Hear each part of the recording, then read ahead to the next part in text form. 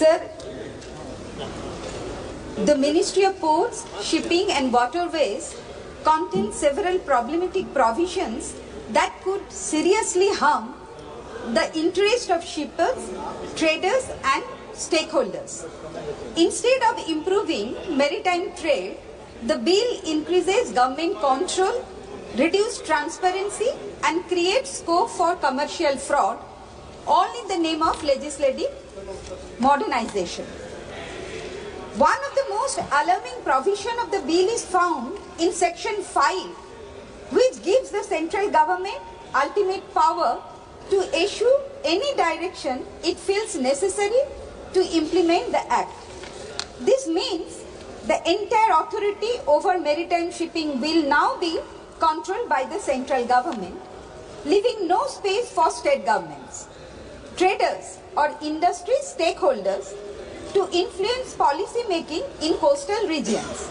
This provision clearly reflects an attempt at centralizing power in the hands of the central government. It also allows the Ministry of Ports, Shipping and Waterways to intervene in any shipping transaction without any valid justification, violating the principle of cooperative federalism and reducing the autonomy of shipping business and traders. Another extremely dangerous provision is found in Section 4(1), which legalizes commercial fraud. According to this provision, even if the goods have not actually been shipped, a fake bill of lading can still be considered valid proof of shipment.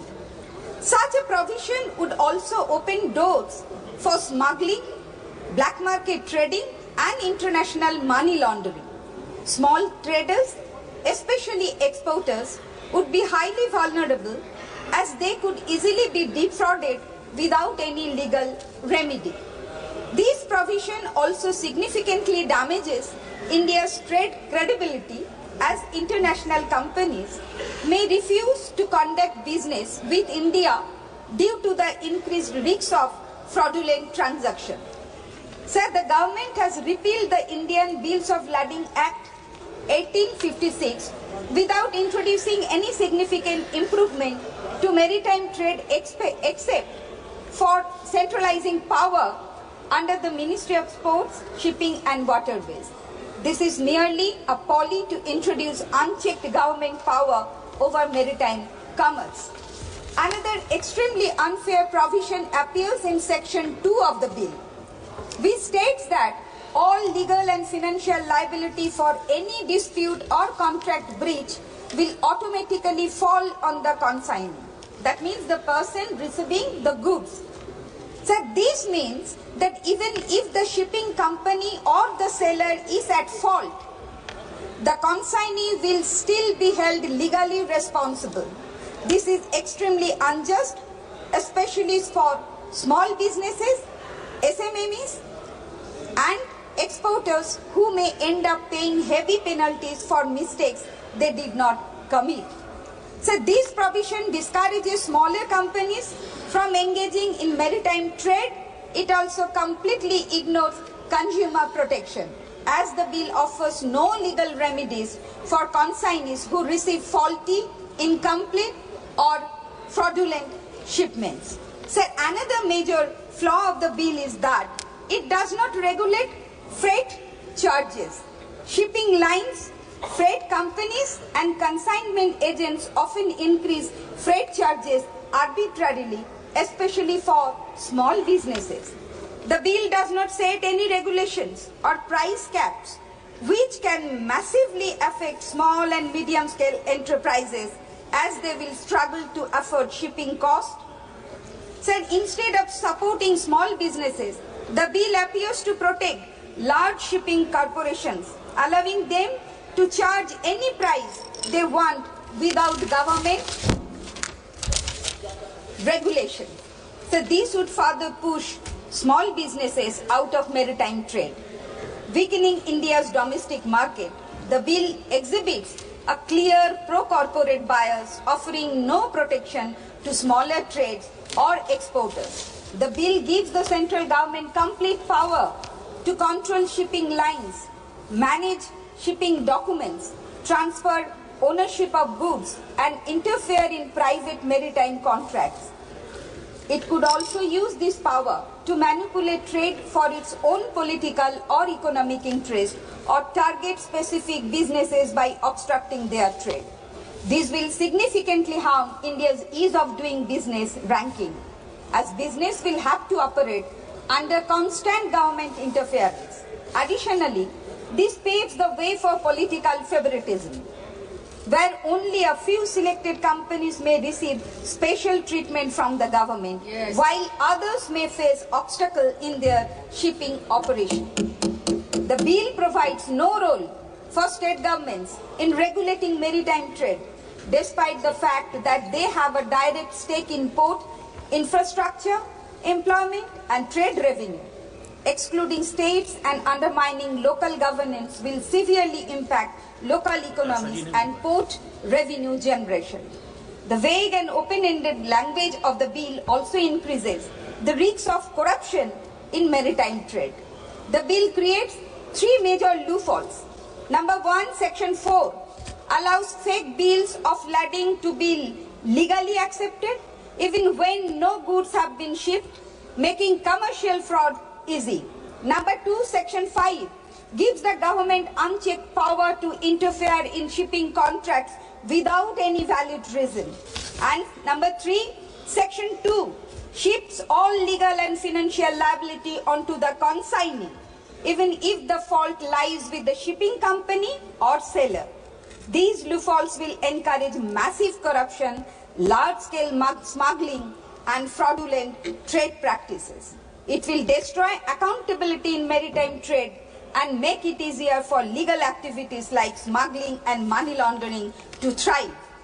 Sir, the bill also creates confusion and uncertainty in international trade. Foreign investors and shipping companies may feel hesitant to do business with Indian traders because the government now has the power to make sudden policy changes or interfere in trade contracts. This could damage India's reputation in global trade and may even lead to trade restrictions, penalties, or sanctions against India for not following international shipping standards. The bill also fails to modernize maritime trade by completely ignoring digitalization, making it harder for India to keep up with modern global shipping practices. Modern maritime trade also requires arbitration, framework, or mediation systems to resolve conflicts efficiently, which are clearly absent here. The Bill of Lading 2024 is not a progressive legislation amid a modernizing trade. Instead, it is a blatant power grabbed by the central government to centralize maritime power. Sir, I would like to mention here that the Haldia Dock Complex is connected to national waterways. 1. The port is connected with the riverine ports of Bangladesh and Indian state of Assam by National Waterway 97 Sundarban Islands Waterways and Indo-Bangladesh Protocol Waterways. Sir, I would like to draw the attention of the Honorable Ports, Shipping and Waterways Minister. Sir, every day more than 100 large cargo ships come from our neighboring country Bangladesh to India for trading purpose by using the waterways of Sundarban. These cargoes cross several rivers around the Sundarban Delta like Muriganga, Matla, Thakurain, Vidyadhari, Piali, etc., leading to soil erosion and thereby causing severe damage of riverbank embankment of entire Sundarban area. Agricultural lands and ponds are getting polluted and becoming infertile, and mud houses of the residents of Sundarban are being damaged by saline water which passes through the broken embankment. The most alarming thing is that many islands like Kumirmari, Shadjelia, Choto Mollakhali, Amtoli, Moushuni, Ghoramora, etc. are becoming vulnerable, struggling to exist due to heavy waves that hit and submerge the islands during the movement of large cargoes. Sir, these worsening by rising sea levels caused by climate change also.